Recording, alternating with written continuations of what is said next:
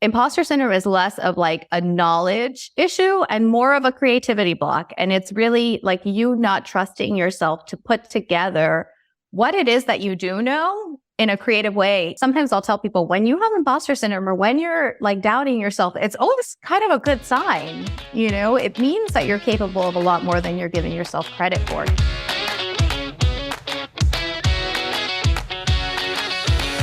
Hey, what's up? Welcome to the Life Inner Show. I'm your host, Jason Wojo. On the Life Inner Show, we help people make more, work less, and live awesome lives. I am joined by Polish Peter, my co-host on this episode. What's up, brother? So are you worried how this episode is going to go? A little bit. Bit. We're opening Pandora's box here. We are opening a Pandora's box, and that Pandora's box is called imposter syndrome. And that's why I asked you that question, because I think a lot of people are dealing with stuff like this.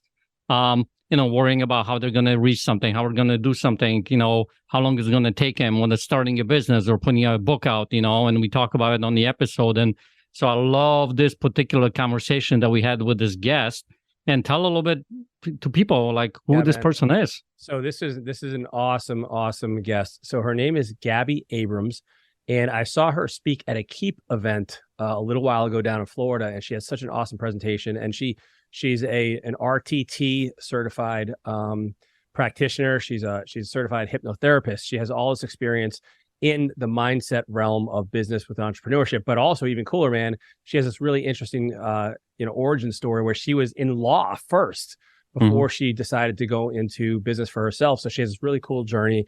And she kind of experienced these things, some of the challenges and struggles that many business owners and entrepreneurs struggle with. And she decided like, hey, I got to fix this for myself, but I also want to help other people do it. So it's going to be an awesome episode. Yeah. So pay attention to what she's talking about. We're talking about obviously the imposter syndrome, like I mentioned, but she gives some really good tips towards the end of the episode, how you actually deal with that, how to get through that, and how to actually be able to go and set that imposter syndrome aside for yourself so you can actually take massive action in your life and in your business. Yep. Let's go right now. Here's our interview with Gaby. Gaby, what's up? Welcome to Life Inner Show. Hi. Hey, I'm so excited to be here. I am super psyched to have you here. And so we tried this episode one other time with technical difficulties. And so to me, when that happens, which is very, very rare, it is an indicator. It's a sign for sure that the episode's gonna be awesome. So I'm super excited for this. So for those for our audience who's not familiar with you, we already talked about kind of your background a little bit in the intro, but I'm really curious as to like, what is it specifically that drew you out of law and then into this particular aspect of mindset with helping people really uncover and overcome some of the limiting beliefs they have? Because like some people just choose to focus on like the mechanics of business, but you've kind of really dove into much more the mindset and the things that are holding us back on that side of things. So what was it that like sparked your interest in that? And then why have you found such a passion in helping other people do that? Yeah, it's such a good question. So when I actually had my oldest son, I kind of realized like I can either go back to practice law part-time, and that kind of felt like the worst of both worlds. And I felt like the best avenue for me to have both like the success and the time and the freedom was entrepreneurship. So I actually had like a business in between, and I had a design business. And then what I learned from entrepreneurship was how much of entrepreneurship is really about mindset, how much it's about our money beliefs and our money blocks, about our beliefs around our success, the imposter syndrome that we all face when we're doing the big scary things. And actually through that, I ended up having a rapid transformational therapy session myself as an entrepreneur for my own entrepreneurial blocks. And I really just fell in love with it because it made such a huge difference for me. And I was like, I want to be doing this. I want to be having this kind of impact in people's lives, and then transitioned into more of mindset and business coaching. And that's kind of evolved into more of the marketing side and the strategy, but still really holding on to that subconscious side. So what were some of the I'm curious. So I'm just playing through this. Like, so you're successful in law. And by the way, like even being in law is a testimony to your grit, your intelligence, like all these traits that typically it's not everybody can be a lawyer. Not everybody can be in law. And so even you, it sounds like, experienced some of these limiting beliefs or some of these mindset issues when you made the transition into entrepreneurship. What were the things that you struggled with?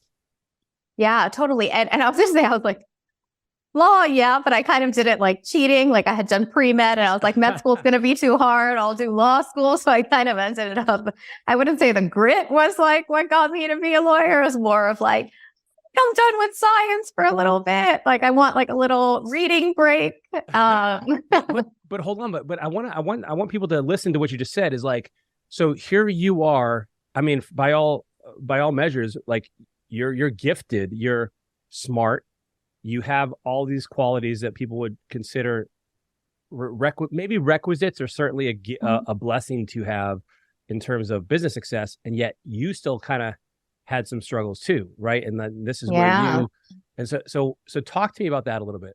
Oh, totally. And you know, I mean, our brains are not logical, right? Like I remember when I first started when I first started my design business, I did not want anybody to know that I had been a lawyer because I was like, somehow that was going to make them think that I was less of a designer, right? And so I was like, I don't want people to know that I have this law background. Like I had that imposter syndrome around design. And then I had imposter syndrome around entrepreneurship, which I think so many entrepreneurs have, especially when we're starting out. We're looking around and we're like, well, everybody else other than me has a real business, right? And like they all know what they're doing and all of their Instagrams are nice and shiny. And I'm just here figuring it out behind the scenes.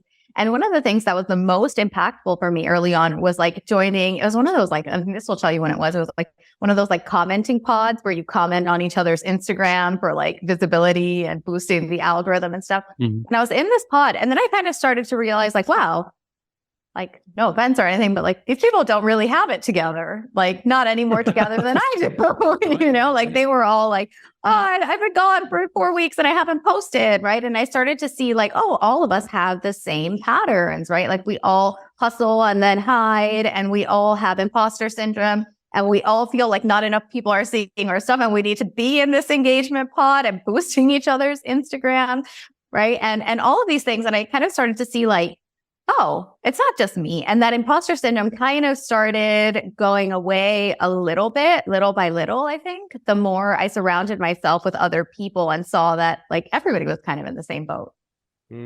That's interesting. And so you kind of realized like, hey, maybe my first impressions of what other people had accomplished or where they were in their business was inaccurate. And you were applying that kind of like standard to yourself when in fact it wasn't even like a legitimate comparison. Yes. Yeah. And I'm so glad that you brought that up because, and I talked about, you and I met in the presentation when I had done the speaking thing, but I had, for Keith. So I had brought up the Dunning-Kruger effect, right? Which is this idea that like the more competent you are, the more imposter syndrome you're going to have, that people who are not very good at what they do think that they're amazing at what they do. And that people who are really good really constantly overestimate other people's intelligence and other people's skills around them and underestimate their own. So it's actually, you know, sometimes I'll tell people when you have imposter syndrome or when you're like doubting yourself, it's always kind of a good sign. You know, it means that you're capable of a lot more than you're giving yourself credit for. People who are not actually have no idea that they don't. So, I need to ask you something real quick here, because this is something that, and this is kind of related, but it'll make sense in a second. So like when COVID hit, hopefully, we hope it makes sense. I was like this. I thought with Dunning-Kruger for sure. One of you guys were going to jump in with a joke about the other one, and you guys both missed. Hopefully it will make sense in a minute what he's going to ask you. I'm sitting here and praying, you know, let's see here how it goes. I'm saving that for later, Peter. Don't worry. Just waiting. So here's the thing though, like this is so hard for me to reconcile because, for instance, when COVID came out, so my degree, I have a PhD in immunology, right? And so I know more than arguably a lot of people, like about immunology. People are asking about COVID, and I'm like, listen, I took 2 or 3 virology classes, none of which focused on coronaviruses. Maybe I spent a few weeks studying these things, and I know enough to tell you that I don't know what I'm talking about. And that now, and so but yet so many people were like so passionately sharing information that I'm like, you have no clue what you're talking about. But people and that's I just want to take that as an illustration, but like, how does somebody who is competing against the people that are screaming from the rooftops that they're awesome and they're this and they're that, and meanwhile they're feeling like, gosh, like they're so confident, they must know more than me, they must be better than me, because I don't feel that way. And like, how do you actually diffuse that though? Because I can see how that could be intimidating to someone who, you're looking around and you're like, gosh, like, am I the only one here? Like, I feel inadequate. I feel unprepared. I feel like I'm not an expert. I feel like I'm a phony, like, how do you deal with that? Yeah. And I see it come up too, like in that context, right? And where it's really frustrating because people are sharing stuff that they really don't know that much about, right? And speaking out like they're experts. But I also see it a lot with my clients who are coaches who are always worried, like, well, what if I don't have the right answer? What if somebody comes to me and I'm like, for me, imposter syndrome is less of like a knowledge issue and more of a creativity block. And it's really like you not trusting yourself to put together what it is that you do know in a creative way, even if it's what you don't know, right? It's not what you know, it's about your thought process. And as an entrepreneur, that's the most valuable thing that we have is how we think, right? And how resourceful we are at problem solving. It's not just about, what we don't know or what we might not know. I think that that's really the sign of intelligence is trusting yourself to arrive at the answer regardless, and also to realize where the gaps are in that and what you might not know. And I think it requires us like dramatically shifting this landscape, right? And to stop putting experts on pedestals and stop making everybody feel like they have to be like the loudest person in the room or the most confident, when sometimes confidence is actually quiet and just admitting that you don't know, right? And I think it really speaks to you and your expertise. It's like you trust yourself. You're like, I am an expert in this, right? Like to some degree, I have a degree in this, and there's so much that I don't know, and I'm okay with saying that because I trust myself.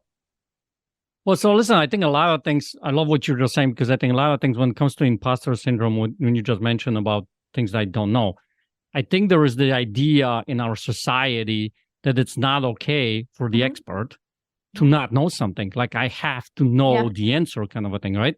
I think it's okay to not know the answer. Not all the answers, you know what I mean? So, and I think the way I'm looking at it is, if you did not know the answer, does that make you an imposter? Does that make you someone who's not an expert? You know what I mean? And actually opens up a whole new world if you don't know the answer and you can start exploring, like in the coaches kind of a conversation, right? Would you agree with me on that? Or like, where is this whole imposter syndrome coming from? I'm really glad that you asked that question, because I used to think, they always frame imposter syndrome as this lack of confidence or this belief that, you think that you're a fraud and therefore you're not showing up as your most confident self. And we always imagine kind of this person like hiding in the shadows and holding back what it is that they know and not contributing to the conversation. And the truth is that you can be incredibly confident and still have imposter syndrome, because it's the way that I see it is like imposter syndrome is your fear that the person that you believe that you are the strongest is going to be somehow like not accepted, right? That people are going to say, oh, you're actually not that person. Like that you think that you're really good at something and someone's going to say, you're actually not that good. And so what I've learned from doing regression sessions with people, rapid transformational therapy, is that it actually always goes back to what I call like your first false ego experience, like the first moment that you do something that like you think was the right thing to do, and then someone tells you that it was the wrong thing. So the first time that you're like, doing something totally normal and then you get in trouble with a parent and you don't know what it is that you did wrong.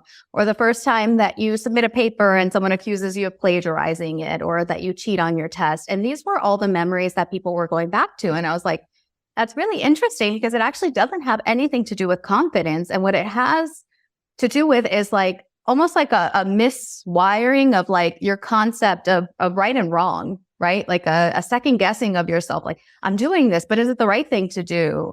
I'm doing this, but is it going to be misconstrued? I'm saying this, but am I going to be misunderstood? And that really is like the real root cause of imposter syndrome. Yeah, and it starts when you were a kid. Right? And when it starts when you were young and in those little moments where you had no control over, and you interpreted it in some way that has you go that, so my question to you is, would you agree with me to say that all that imposter syndrome comes back to this fear or worry that people have not good enough, like I'm not enough and I need to get better and all that kind of stuff? I think so. And I what I found from doing these sessions is that like people have three core fears. I would say that there are three core subconscious fears. The first one is I'm not enough. The second one is I don't belong. And the third one is I am not safe. And almost every single thing that we're experiencing can be traced back to one of those three fears. So the three core human fears, right? So I'm not safe is a really, really big one for people, especially when they're putting themselves out there. I see it a lot in a visibility context. But I'm not enough is definitely a big one, right? Like I am doing my best and still that's not enough. And I think that we worry about that and we hold ourselves back so often because we're like, what if I give it my all and it doesn't work out, right? What if I give it my all and then it proves that I'm not good enough? And so people procrastinate and they hold back the things that they really want to say. You see people that are like struggling to launch and hold off their launches for like weeks or months at a time because we're scared, right? And it's like, as long as we hold that thing as like the ace in our sleeve, we're like, oh, at any moment, I'm going to show you guys, I'm just going to whip out like my 100% and it's going to blow your mind. But when we're actually out there playing 100%, we're scared, right? Like, what if it's actually not good enough at the end of the day? Hey, we'll get right back into our interview. But before I do, I want to tell you about something that's incredibly awesome and amazing. And that is what I consider to be our freedom formula in Life and Air. Now, if you're at Life and Air, you've been following us for any period of time, you know we're all about helping you create a life and business you love. You need to have both, right? You can't just have a great life and your business isn't making you any money because that's gonna stink. And you can't have a business that completely takes up all of your free time and you're stressed out and running around with your hair on fire because then you're not gonna have the life you want, right? And so you need to have both of these. And that's why we have two events. We do these all over the country. We do a handful per year. Peter and I teach these personally. And this is the Get a Life Getaway and the Business Builder Workshop. So if you don't have the life you want, you need to put together your vision and your plan for your blueprint for the ideal life you want to live in every single area and reverse engineer the exact steps to make that a reality. Get to the Get a Life Getaway. If business is your challenge right now and you need to go there first, totally cool. We totally get that. And so come do our Business Builder Workshop because we teach you how to run a real business, not one that requires you to do everything in it and wear all the hats and have you running around with your hair on fire constantly. Like that's not a business, that's a job. And it's a bad job because you got a bad boss and you're the bad boss. And so let's get you out of that role. Let's help you create a business you love that works without you. So you have time for the vacations, you have time for life's curveballs, you have time to do all the things you want to do and the finances to support that and finance it. So go to lifeinner.com right now. We also have a very special offer on both of these events, and I can't tell you how long it's going to last because I don't know. Peter, tell them about the special promo we've set up. So here is the special promo we got for you. Because you're a loyal listener to us, you listen to the podcast, you endure the listening to both of us here every single week, we have a special 50% off coupon. That's 50, half of it off. So when you go to lifepreneur.com, click on the tab up at the top of the page called Events. Pick the event that you want to go to. At the checkout page, there is an area called the promo code. Type in the word podcast, PODCAST. That's my English language. I think I got this right. Podcast, right? Yeah. Hit apply, and you're going to instantly get 50% off your ticket price. Come to the event. Introduce yourself to us. We're going to be there. Tell us you found us on the podcast. You got it from here. We love meeting the listeners from the podcast. And let's help you create the life that you want and your business that you love. Let's do it. We'll see you guys at an event soon. Put this on the calendar. This will change your life. This will change your business. Let's get back to our podcast episode right now. I get a very relevant question for myself. Mm-hmm. I bet you didn't know I was going to ask a personal question here, Gaby, but so here's my... You're going to ask yourself a question? Well, it applies to me. So this is real life for me. I'm like 60,000 words into a book right now. Mm-hmm. And I have noticed myself, like I'm procrastinating on finishing the rest of it. And I'm recognizing this and I'm justifying it that I am busy. And yeah, I got a lot of stuff with the business going on, but this should, if this is really a priority, I'd be prioritizing it, number one. And also I'm seeing the same thing show up for me because one of the things I want to start doing is creating more content and put it out online. And I realize, I believe a common theme for both of those is showing up for me. And mm-hmm. one of which is that I believe in constant growth and getting better. And so that I have a fear of putting out something, whether it's in a book or in a video, that the future me 3 or 5 years, because my goal is to make my me today obsolete. Like, I want to look back in 5 years and look at myself and be like, oh my gosh, I was such a, like, so ignorant, so, like, whatever, immature, whatever it is. Like, but a new improved version of me is down the road. And so there's a part of me that is afraid to put out things now, because I'm like, because I'm so passionate about growth that I'm afraid that I'll regret those things, that I have a much more enlightened view of things, and I'm smarter, I'm wiser, I'm more discerning. And so I realize I'm stuck in a holding pattern to not finish this stuff. And so that's the situation I think, maybe other people struggle with as well, but I'm certainly experiencing this right now. Yeah. I would love to see what Gaby has to say, but I think you should just give up. Probably. Well, I was gonna say, it's like, I was like totally like, oh, I think it's the permanency of that identity. Like, it's like putting a piece of yourself out there and putting it out there in this like really permanent way, right? It's very vulnerable. And like you said, there's always the fear, like, what if in 5 years I'm someone so different? But I think you've done such a good job of self-coaching yourself on what the actual issue that's going on is. And then sometimes you get to this point where it's like, okay, now I have to choose, and I'm going to choose growth. And you've already chosen growth, right? You're like, I've already chosen that 5 years from now, this version of me will be obsolete. That's the goal. So it's like, you have to take the actions in alignment with that goal, right? Otherwise we lose integrity with ourselves. And you have to trust, that vision of yourself, and trust that you have, I think it's like a vulnerability edge that you're against, right? It's like, well, what if, like, the goal is 5 years from now to look back and cringe. But also, like, that's at odds with the way that we're designed to think about ourselves, because we don't want to be putting out something that's cringe now, So I think that it's also trusting that you can put out something that's like 100% the best piece of work that you could possibly put out today. And that's exactly what it is that you are doing. And trust yourself to do that. And also know that, in 5 years, it might not be as good as what you're putting out in 5 years. And that's also okay. fine. Yeah, that's okay. Well, and I think people also get stuck here. I'm thinking of, like, for instance, real estate investors or people. I'll give you an example. Like, so the real estate investing niche, there's a very strong component of education and gurus, and people are selling courses, and there's all kinds of things, like, and on all kinds of niches of real estate investing. And one thing that I've seen people get stuck in is this learning cycle, but never doing. And they feel like the more they learn, the more they realize they don't know. And so this it sparks some fear in them. Yeah. And they continue learning and learning and learning and learning. But and by the way, this is getting incrementally less and less beneficial to them. But yet they never launch. Like, they never take that first step, because now, gosh, like, I know so much and I should knock this out of the park. But, like, and what are other people going to think of me if I fail, because I've spent all this money on these classes and these courses and these seminars.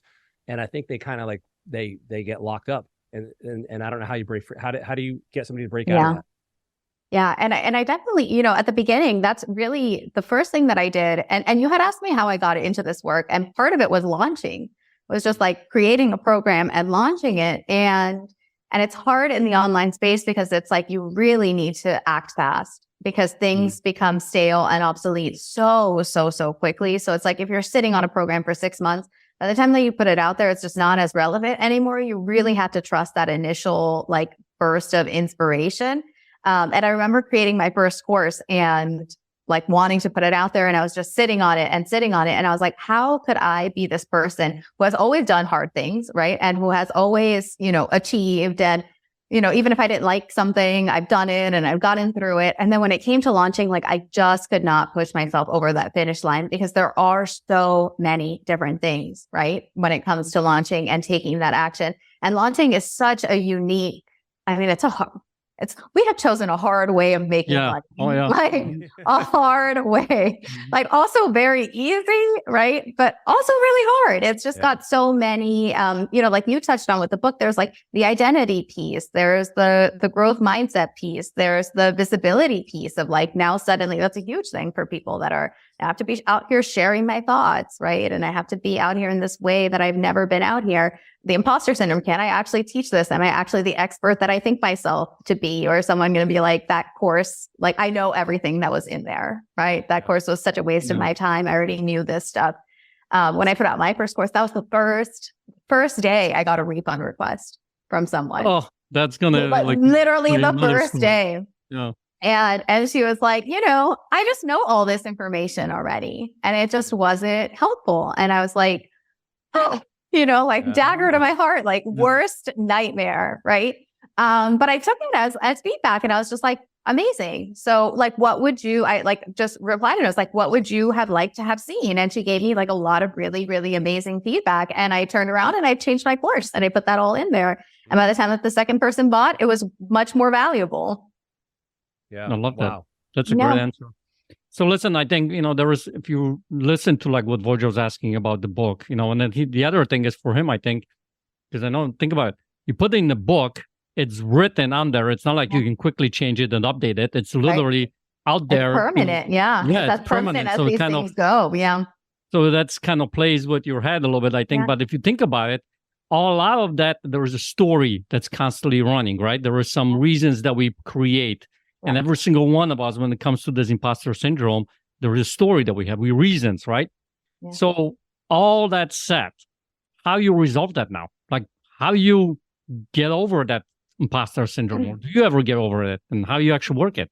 So for me, one of the most powerful things that I did was learn how to communicate with my subconscious mind. And people think that it's really complicated or that it's really hard or that it's really woo or really out there. But the truth is that you go into, like, you're communicating with your subconscious mind all the time. You're communicating with your subconscious mind in your dreams. They're just like, can be really like a confusing way of communicating with your subconscious mind if you're relying on dreams, right? Because you're like, what's going on with this book? And it's like, here you are flying on a plane and then you're dropped. And then there's a snake, and you're like, okay, that doesn't make any sense. Thank you. But when we drift off, like when we're driving is a big time that people go into like a trance state, right? And sometimes that's why like people will be like, oh, where did that come from? Where did that thought come from? Showers are another time when people, when you're like relaxing and you're in your bath. So the more that you can train your brain to go into that state intentionally. So when you are meditating, and I think that a lot of people, one of the biggest challenges is that you can use your subconscious mind to go back, and you can also use your subconscious mind for visualizing. It's like the most powerful tool that we have. So we want to make sure that we're doing both, right? That we're not just like living in the past and going back to memories and dredging up what's stored in there, but that we're using it as a way of like deciphering where is it that I want to go and what is holding me back from getting there? So next time that you're like, okay, what's going on with my book? Just ask yourself you can just sit there like just quietly, and you can just even ask your subconscious mind to be like, give me a scene that is related to why I'm not launching my book. Give me a scene that's related to why I'm struggling to finish my book. And it'll take you back to something, right? To maybe something that you experienced as a kid, like some kind of, especially when it comes to another thing, like writing and books, is that it's so related to school and schooling and all of those memories that are packed away in there. So it could be something, it's so simple, right? But just seeing it sometimes is like really all that we need to shift our perspective on the situation, because maybe it's not what your conscious mind has arrived to. I'm sure that's an aspect of it, but it might be something even smaller and more insignificant, right? Like, I see people and they're like scared of having a typo, and you're like, doesn't make sense logically, right? But subconsciously it does, because you probably you failed a spelling test because of it, right? Or you kids laughed at you because of it. So the way that it's stored as a memory and as an emotion doesn't always make sense logically. So are you saying, like, for instance, like we were talking about, ask your subconscious, right? And you come to this memory, let's say, you failed on the test.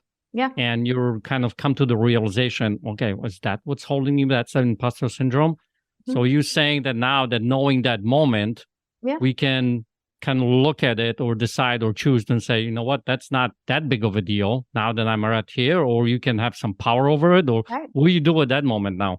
Yeah, I would say like the most powerful that people always ask, how can I rewire this? I'm like, the most powerful thing that you can do is bring it into the present, right? Just bring it into the context of the present, because context is what matters the most, and what was a big deal when you were 5, right? Flunking a spelling test now is just a typo that an editor is going to catch, right? And so the context has changed, same mistake, but the consequences of it are so dramatically different. And even the world that we're living in today, I think sometimes with subconscious stuff, the biggest breakthrough that I've realized is like, the world that we're living in today didn't exist when we were young, didn't exist when we were, your subconscious mind is like mostly formed, your belief system is mostly formed by the time that you're 7, right? The world that was that existed then was so different. There was no internet, or like if there was, it was like in its infancy. There was no social media. There were no online businesses. There were no funnels, right? Like everything was just so different. I had a session where someone went back to like marketing and entrepreneurship, and it was like a family member that had started a business. They had those highlighters. Do you guys remember those? Like those 4-edged highlighters that were like different colors, you know, with like, and you could brand them. And it's like, that's what marketing was. Like having a business used to be hard. You know, it used to be hard work, and it used to be, you know, getting yourself out there was so much harder than it is today in so many ways. Yeah, and Virgil's kids, they used to write on tablets back then. So, I mean, now we have to write in the book. And dude, what are you talking about? It was like cave walls. Yeah. Well, so listen, I love the conversation because I think this is a really huge subject for a lot of people. You know what I mean? I mean, think it doesn't matter if you're in an online space or if you're your own business or you're an employee for someone, right? Yeah. And you're trying to grow. It's such a huge conversation that I think people are not actually taking it, I don't know, maybe seriously or really looking at this. So would you be open to sharing maybe, because I love some of the tactics or, you know, the ways you are interpreting it or how you're looking at it. Would you mind sharing any other ideas that, you know, you use with your clients that help them tremendously? Yeah, absolutely. And as we were talking, you know, I was like, if you would have told me like 10 years ago that I would be doing this today, I would have laughed in your face. Like I would have been like, I'm going to get certified in hypnotherapy? Like, are you crazy? Are you actually crazy? Right. I would never, ever have guessed it. And, you know, having been a lawyer, and I was a lawyer in New York, and I was not this person at all. But I think that more and more and more, the subconscious mind is becoming super important because we are just evolving so fast as a society, and we're just evolving so quickly. It's so hard for our brains to keep up if we're only operating at the conscious level. It used to be that like life stayed more or less the same from when you were born until you died, right? Like life did not change that different, you know, that much. If, you know, our grandparents, our great grandparents, like maybe they like lived to see like the invention of cars, right? And that was like as crazy as things got, and it was kind of crazy, but it's nothing compared to what we're experiencing today. We need to come up with ways of like just shifting our belief system faster, shifting our mindset faster, shifting, you know, what it is that we believe that we're capable of faster because we're expanding so quickly. So some of my favorite tools to do that, like I said, just hypnosis, right? If you can, like, without overthinking it, just letting yourself, for me, my favorite time to do it is like right before bed, just when my eyes are closed, or like first thing in the morning if I wake up early. Is just kind of reflect, and I'll think of like what I'm stuck on, and I'll be like, what is it that you want to show me about why I'm stuck on this thing? What is it that you want to show me? And sometimes I'll go back to a memory or some kind of like uncover some kind of belief that like I didn't even realize was there. And then it just paints the situation with like a different color, right? Like I can just see it a little bit differently. It shifts my perspective. And that's so helpful as an entrepreneur, because otherwise we can get really stuck in our ways and what we think are our blocks and where we think that we're going. The other thing that I love is the subconscious mind, it communicates in feelings and in visualization. So anything that's going to help you paint any kind of picture of what it is that you want this to look like. So, you know, you could make like a copy of your book, right? Like print out like a copy of your book and just put it right next to you and just see that every single day. Because it's one of the most powerful tools that we have as human beings. It's why all the Olympic athletes use that power of visualization, right? Like they don't just jump into a pool. By the time they've jumped into a pool, they visualize themselves winning. Like day in and day out, they know what that medal is going to feel like on their neck. They know what it's going to look like to look over and like you just edged out over your competitor, right? They have mentally prepared for this so that then when your brain actually gets there, it doesn't get into that fight or flight mode, right? It's not scared. It's like, I've already seen this. It's familiar. We're good. The book is out. Like, we're ready for this. And you conquer any fears before you get there. So that's one of the other most powerful tools. And then the other one that I really love personally is like, you can make yourself a recording with just like anything that it is that you want to hear or tell yourself. You could listen to it before bed. And you just start implanting those new beliefs and listening to those new beliefs. And sometimes like just hearing, you know, you can tell yourself like, you know, you've launched your book is out there in the world. You got your first letter from someone letting you know how much they appreciated it.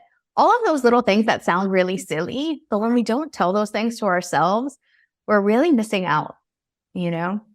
Mm-hmm. Those are super powerful. And I know that I can already imagine our listeners are scribbling notes as you're talking here, so they can start incorporating these things. It's awesome. But I also realize that, you know, someone like yourself who has a significant amount of experience with this may also be beneficial for somebody to work with. How does somebody learn more about you, what you do in your services? So you can go to my website, www.GabyAbrams. It's with one B, and I'm sure it'll be in the show notes. But I actually even have a recording in there, right? And I have a pack of actual hypnosis sessions that you can do on your own. They're audio, like guided meditation sessions. So you can go and it'll regress you. I have one for imposter syndrome. I have one for visibility blocks, one for fear of success, and one for money blocks, which is a huge, huge, huge thing for most entrepreneurs that so many of us don't even realize is going on in the background, right? And actually that's one of the reasons why I ended up here, is because I had just like $150,000 income ceiling. Like I couldn't break past that. I got there super fast. Because it's kind of like what I had been used to from like coming from law, and then just struggled with breaking past that. And then once I did work around this, right, I realized that I like easily got to 7 figures. It was just so easy to break through to multiple 6 figures and 7 figures. And I never had been able to do that before. So I have that 4-pack of sessions, and then I have a free one for money mindset if you just want to kind of get a feel for this and ease into it. And I would suggest starting there, especially if you're new to this kind of work, you know, just start by doing it on your own and learn how powerful your own mind is. Just on your own, learn how to communicate with your mind in that way. You don't need anybody else. All hypnosis is self-hypnosis anyway. So the more that you can get comfortable with starting to communicate with that part of our brain that so often we like shut down, the easier life is going to be. That is awesome. I'm going to go check that stuff out myself. I want to thank you so much for spending your time with us, Gaby. This has been amazing. I've loved this conversation. I know our audience has as well. Thanks for being on the show. Yeah, thank you so much. Dude, you know what I really wanted to ask her is like, what do you do when, you know, you have a friend, for instance, who really doesn't know much and they kind of are like, you know, but how do you deal with that? You know, I was just asking for a friend, but I didn't ask. Sounds like it's a whole another dimension for you with this imposter syndrome thing, man. It's something, all right, dude. It's you know, this is something where like sometimes I know I fight you a little bit on like mindset versus tactics and strategy and concrete skills versus like, you know, what's between your ears. Yeah. But there really is a legitimate case for how important this stuff is. Like it really does apply to everything. Oh yeah, man. I mean, think about it. Like you've been living with yourself your whole life, you know, and the things that between your 2 years has really created who you are. And the imposter syndrome, it's one of these. I actually don't like the term imposter syndrome because it implies that there is something wrong with you, right? And I think a lot of people actually interpreting it that way, like there was something wrong with you, imposter syndrome. But if you really think about it, that is so prevalent in society. And I think the reason for that is, think about it, social medias and everything out there, how the society is, you know, how we project ourselves. You got to be looking good, avoid looking bad and all that stuff, right? So that thing just keeps getting magnified more and more and more, and even more so than it was 20, 30 years ago, right? Before the internet. Now it's so out there. And the fast pace that she was talking about, and it's so magnified. So I think a lot of people, and it doesn't matter, think about it, parents, if you're a mom or a dad, you don't think you have imposter syndrome when it comes to, am I a good parent? Am I raising my kids right? And all that kind of stuff, right? Your kids as they're growing up. And if you're an employee or you're a business owner or an entrepreneur or a real estate investor, it doesn't matter who you are. I think there is this, you know, what's going on back then that's creating this for you. Well, man, and here's the thing too, is like, you know, when it comes down to it, I think a huge contributing factor to feeling this way, to feeling inadequate, to feeling unprepared, to be feeling like you're not enough, or, you know, like, and by the way, those 3 fears that she mentioned, like I'm not enough, I don't belong, and I'm not safe. Like those are huge, man. As she was talking, I'm like, wow, like I can see how that shows up in many different ways. But I think a lot of this is, of course, there's a childhood story behind it, and many times we've had experiences that have reinforced this viewpoint or this perspective. But more so, I think it's like this artificial comparison to other people that we are looking at them. And this is why, like, you know, for instance, to Get a Life Getaway, we ask people this, like, how many people do you know behind closed doors, like not on Facebook, behind closed doors that have a life you'd want? And like, so few people can think of it. And I think that's a much more valid comparison, because I think today's relationships and I'm painting with a broad stroke here, tend to sometimes be a little more superficial and a little more casual. And so you kind of only see the bits and pieces of someone's life that they want you to see. And therefore you are left comparing your full life, which is much more ugly than somebody's, like, you know, newsfeed life. And so you make this, you look at the gap, and you judge yourself, and you feel, you know, inadequate. You feel like you are not as doing as well as them, and all these things can result from that. Yeah, and that's all so jacked up about it, because think about, like what you just said. You're literally comparing yourself to the perception of what you think it is, what the reality is in that person's life. Yeah. And you only see about probably 10% of their life. Think about it. As you're sitting here listening to this podcast, to this episode, how much of your life do other people see? It's probably like 10% if you really encompass everything in your life that's going on in your past, your experiences, your circumstances, your life, your current situations, right? Your finances and your marriage, or your, you know, kids, or your wives, or your parents, or whoever it might be, right? So what other people know about, it's very little. Yeah. So wouldn't that make sense that they're doing the same thing or very similar? So you're only comparing to the very little 10% that you have. So it's a perception. And that's what I think is stemming to this, making this imposter syndrome even bigger and bigger and bigger. And like she mentioned, you know, one of the things that she said at the beginning, and I don't want this to be overlooked, she said that the more successful you are, the bigger an imposter syndrome gets. Yeah. And that, like, So think about those, you know, Elon Musks, and, you know, you look at those big celebrities or actors or whoever it might be. How, you know, do they have the big imposter syndrome, and how they're dealing with it? And I think the strategy that she shared with us, you know, I think are very powerful, because when you start having that conversation with your subconscious, and we do it all the time, readers don't realize it, I don't think, is you start to uncover a lot of these things that are holding you back, and they're not that impactful because they happened when you were 5, and your interpretation of it was like, oh my God, it's such a big deal. But now that, you know, in 5th grade, did that really matter in the grand scheme of things? Well, if you think about it too, man, like even if you talk about your story and a previous experience that has tainted your perspective of a situation or of yourself, even that was influenced by an external factor. It probably wasn't that you just, like, you know, if you fell down and you're by yourself, okay, well, I mean, maybe eventually you'd you know, maybe deal with it to some extent and learn how to walk, or, you know, whether you got praise or whether you were yelled at or whether you were punished. Like, most of these are external factors, and so we've been influenced by external factors our entire life.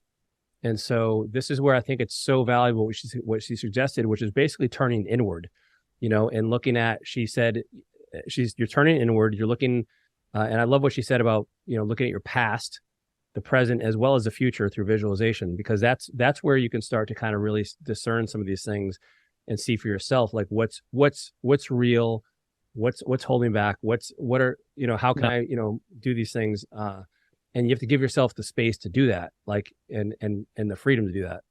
Right. And by the way, I want to make sure that the audience knows this. I think we were not dismissing that some people, they go through some really traumatic stuff in their life. Oh, for sure. You know what I mean? So there is obviously things that are, you know, more than just this conversation. You know what I mean? If you know, you're little and you lost somebody, or something really, really bad happened to you, you know, I'm not suggesting you can just like, oh, you know what? That's not that big of a deal. You know what I mean? Because it is. So I just want to know the general conversation about imposter syndrome. as you start looking to it and start listening to this episode, I would even encourage you guys to listen to it again and see if there was something that I missed, because there was a lot of good stuff in that episode that actually helps you get to the next level. And I love the fact that, I make fun of you all the time here, but you got vulnerable about the book and you share some stuff that I think will help other people be able to go and whatever that quote unquote book is in their life, to be able to go and take the next set of actions. And dude, that's the way I think how we all kind of realize we all have our own version of this, right? Yeah. And so just helping each other with that, with the authenticity, the vulnerability, and just kind of helping each other along that journey, man. So I think I love this episode. I thought it was a great conversation. I really enjoyed and got some value from this. By the way, I hope you guys did as well. As always, we are here to serve you. And so if there's something you would love to see on the show, like drop us a note in the private Facebook group. Just go to, you can find us on Facebook, just search for Life in Air. And in the meantime, we hope you do something with this, right? Leave us a review, leave us a rating, give us a thumbs up. Let somebody who needs to hear this learn about us. Let somebody who needs to overcome some fear listen to this episode, so we can together change the world one person at a time. You guys are awesome. We will catch you next time, everyone. Take care.